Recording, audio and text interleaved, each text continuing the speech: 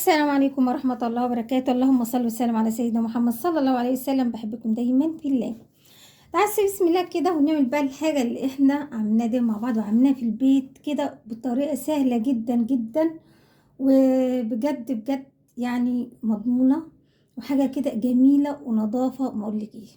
قبل ما نبدأ كده العمل بتاعنا ما تنسوش لايك حبايبي الحلوين، بالله عليكم ما تنسوش اللايك، وقبل ما لسه ما اشتركش في القناه اشترك وفعل زر الجرس علشان طبعا يوصل له كل جديد. اللايكات يا جدعان حبايبي الحلوين، لايكات بالله عليكم، صباحكم الجميل واللايكات معايا. زي ما انتم شايفين ايه السمنه اللي احنا عاملينها مع بعض او الزبده اللي احنا عاملينها مع بعض اهي. الزبده يعني ما شاء الله عملت كميه زبده يعني بلدي حلوه قوي قوي. بس الجمال والحلاوة، بص الجمال الجمال الجمال. عملتها في البيت وانت عارفين الطريقة اللي احنا عملناها منها من القشطة بتاعتنا اللي انا كنت مجمعاها طول السنة. دي جمسي، البيضة دي جمسي، ومعانا كمان الزبدة الصفرة دي بقاري. يبقى البيضة دي الجمسي اللي انا عاملاها في البيت، والصفرة دي بقاري اللي انا شارياها من بره. شاريها من بره زي ما انتم شايفين كده. هعمل ايه؟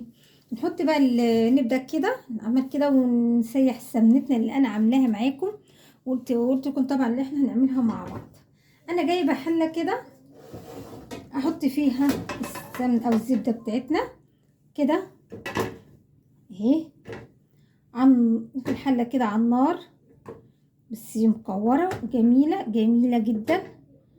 ما شاء الله حلوه جدا، بصي يعني ما شاء الله متماسكه حلوه قوي. جمعي القشطه طول السنه كده وهتعمل لك كميه كبيره جدا زي ما انت حابه. دي طبعا ده يعني بتاع كيلو ونص او 2 الا حاجه. عامه زي ما شايفه كده هعمل ايه، هحطها كده على النار.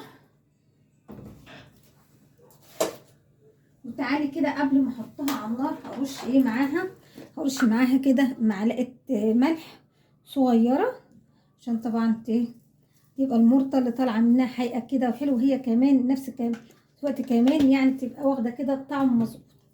تمام كده هنحطها دي على النار كده ونشغل عليها كده تحتيها النار واوريكم كده. تعالى بقى الايه في الحله التانية دي نحط فيها البقري. احنا دلوقتي بنجهز البقري او الجمس اللي انا عاملاه في البيت. بنجهزها لشهر رمضان. كل سنه وانتم دايما بخير يا رب كده. كده بس جميله ازاي بقري.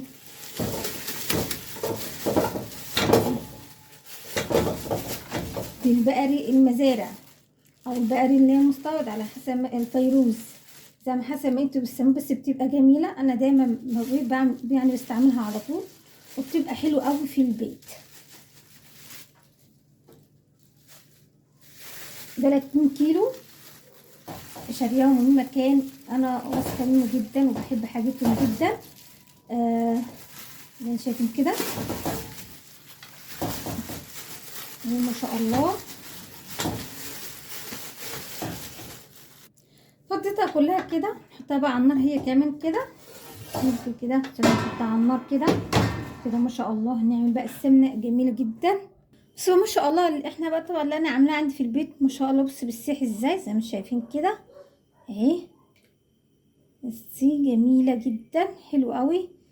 بس ما شاء الله عليها ما شاء الله جميله ومظبوطه وناجحه 100%. تمام كده اهي جميله جدا. والتانية معانا البقري احنا شارينها من بره. دايما دي عندي يعني بستغنش عنها خالص، حلوه جدا ورخيصه جدا جدا. يعني الكيلو على حسب برضو كل مكان، سعرها على حسب كل مكان. انا شاريه عندنا الكيلو يعني في الشتاء بتبقى ايه بتزيد شويه، يعني سعرها بتبقى ايه من 80 ل85. عامه في الصيف بشتريها ايه ب70 جنيه، وفي الشتاء بشتريها ب85 جنيه. بتغلى او سعرها بيرفع في الشتاء. بس بقى دي عماله تسيح معانا ازاي ما شاء الله ما شاء الله. بصي الجمال والحلاوه دي، بس الزبده، بس الجمال الجمال الجمال الجمال ده. اللهم بارك اللهم بارك. بسم الله ما شاء الله، اللهم صل وسلم على سيدنا محمد صلى الله عليه وسلم. نعملها في البيت كده جميلة جدا.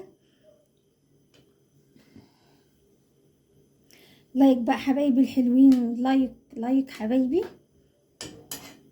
بس ما شاء الله بقى زي ما انت شايف كده اهي بتستوي معانا. لازم نسويها خلاص تبقى بيضة كده، مبقاش فيها اي مط خالص. تبقى ما شاء الله قربت تستوي معانا ازاي اهي ما شاء الله كده. خلاص يعني دقيقتين كده او 3 دقايق بالكتير وهطفي عليها. بس جميلة وريحتها حلوة قوي قوي قوي. طلع لنا بقى مرطة حلوة جدا. خلاص التانية بس استوت زي ما انتم شايفين كده ما شاء الله كده. هنطفي عليها خلاص كده، طفينا عليها. وادي معانا اللي احنا عاملينها.